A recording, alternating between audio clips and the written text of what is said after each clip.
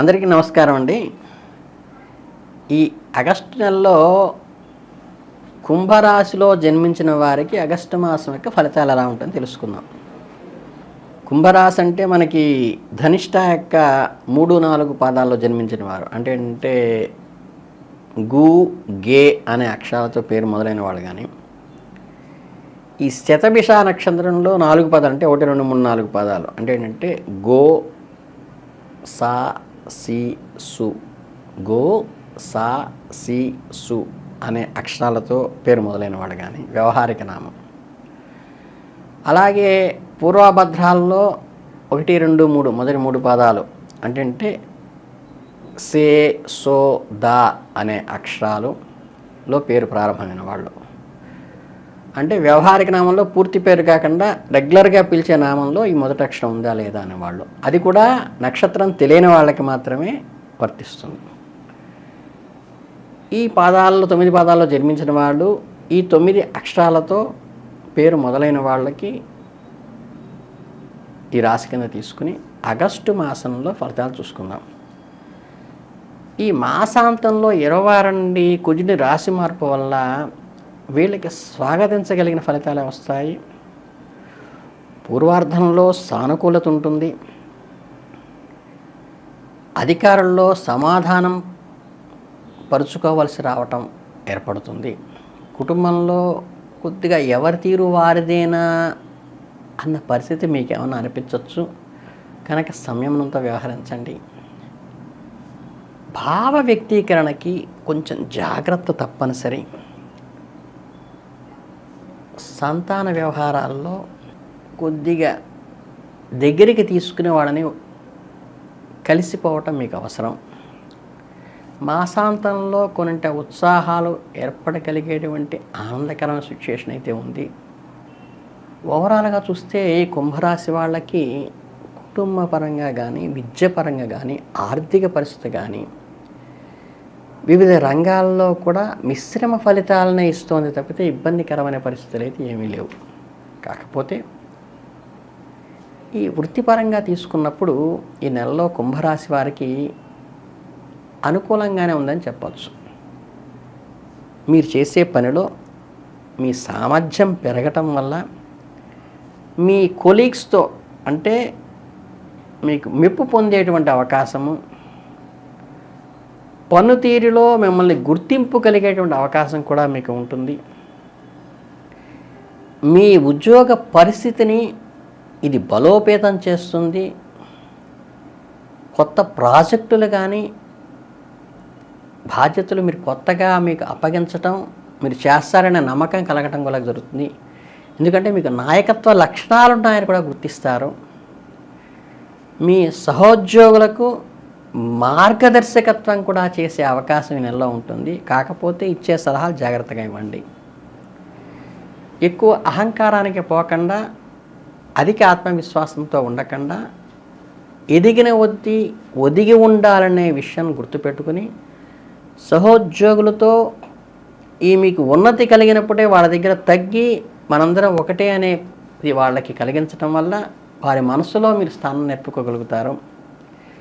అలాగే ఆర్థిక పరిస్థితి చూసుకుంటే ఏంటంటే చిన్న ఒడిదుడుకులు ఏర్పడినప్పటికీ కూడా, చిన్న అనవసరం అన్నెసరీ ఎక్స్పెండిచర్ వచ్చినప్పటికీ కూడా మీకు పెద్దగా ఇబ్బంది ఏం లేదు. కాకపోతే ఆ ఎక్స్పెండిచర్ తగ్గించుకుని పొదుపు చేస్తే మీకు భవిష్యత్తుకు ఉపయోగపడుతుంది. అది అంటే కొంచెం బడ్జెట్ పద్మనాభంలాగే వ్యవహరించాలని అవసరమైతే నెలలో ఉంది. అలాగే పెట్టుబడులు పెట్టే ముందు ఆచితూచి వ్యవహరించండి. కొత్తగా పెట్టుబడులు మాత్రం ఏమీ పెట్టకపోవటమే మంచిదని చెప్తున్నాను. ఇక చదువుకునే విద్యార్థుల విషయానికి వస్తే ఏంటంటే నెల చాలా అనుకూలంగా ఉంది. మేధస్సు బ్రహ్మాండంగా పనిచేస్తుంది. చదువు మంచి ఏకాగ్రత కలుగుతుంది. కొత్త విషయాలు నేర్చుకోవాలనేటువంటి తాపత్రయం, జిజ్ఞాస కూడా మీలో కలుగుతుంది.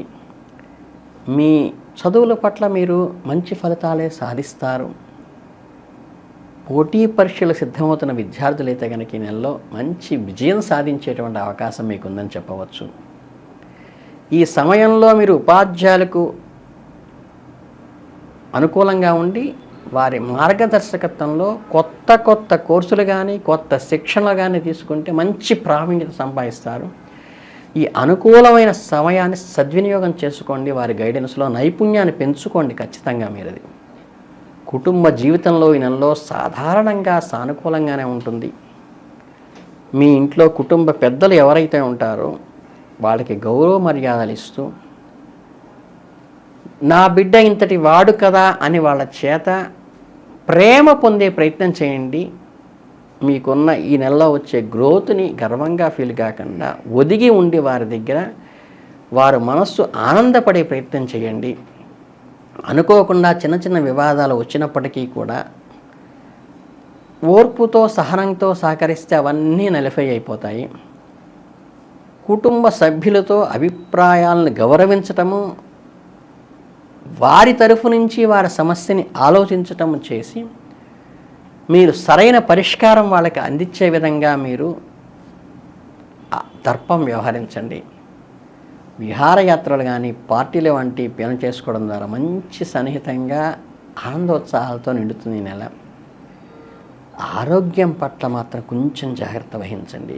ఆహారపు అలవాట్లు నియంత్రించుకోండి.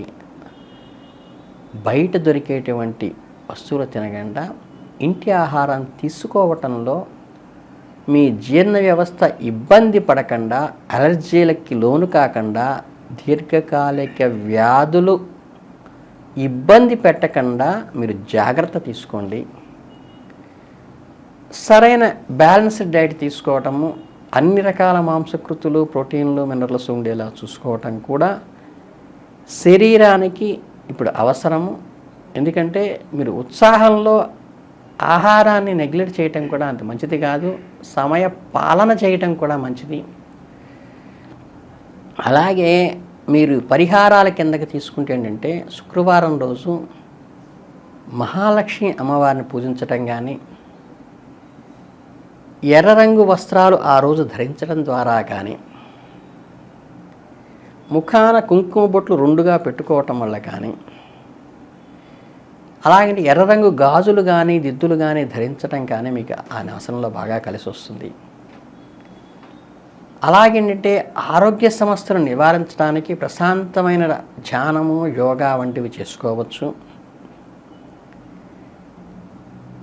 మీరు ఏంటంటే సూర్య నమస్కారాలు కూడా శరీరం సహకరించినప్పుడు ప్రాతకాలంలో చేయటం అనేది మంచి అనుకూల ఫలితాలను ఇస్తుంది. అలాగేంటంటే ఎర్రని పుష్పాలతో అమ్మవారిని పూజించడం కూడా మీకు చాలా మంచి చేస్తుంది. కనుక నిరంతరం శ్రీమాత్రే నమః అనుకుంటూ, లేదా లక్ష్మీ మంత్రమైనటువంటి ఓం శ్రీం శ్రీయై నమః అనే లక్ష్మీ మంత్రం చేసుకోవటం కూడా మంచి ఆర్థిక వృద్ధిలోకి వచ్చి మీకున్నట్టు అనుకూల వాతావరణానికి అది క్యాటలిస్ట్గా ఉపయోగపడి మీరు మరింత వృద్ధిలోకి రావడానికి బాగా సహకరిస్తుందని నేను మనస్ఫూర్తిగా అనుభవంతో చెప్తున్నాను. ఈ చిన్న సలహాతో మీరు వృద్ధిలోకి బాగా రావాలని మనస్ఫూర్తిగా కోరుకుంటూ ఆశీర్వదిస్తూ ధన్యవాదాలు.